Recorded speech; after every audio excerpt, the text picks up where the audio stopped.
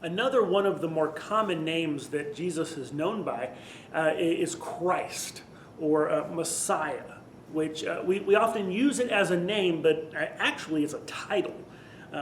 The term Christ comes from the Greek word Christos, which means anointed one, which is translated from the Hebrew word Messiah, and which it means the same thing. That the idea here is that he is the anointed one of God.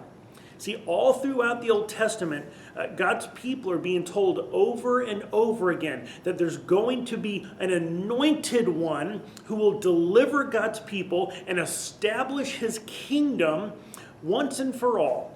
And that God gives lots of details about this anointed one, about this Messiah, about this Christ who is to come. Daniel 9, for instance, actually gives us a pretty accurate time of when Messiah would come. In Psalm 22, we get the description of the manner of his crucifixion and resurrection. Isaiah tells us that he's going to be born of a virgin, that he's going to suffer and pay the penalty for sin. And then in John chapter 1, you see this picture where Andrew has met Jesus.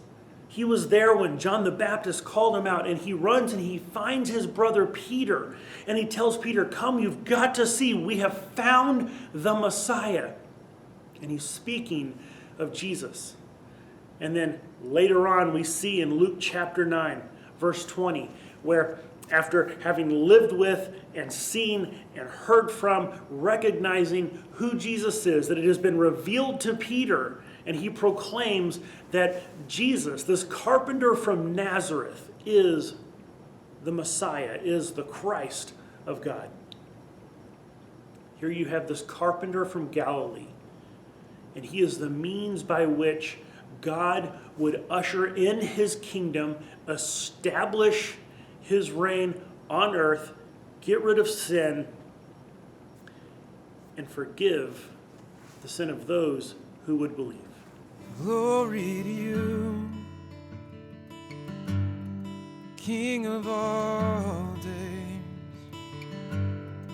Glory to you in the highest place.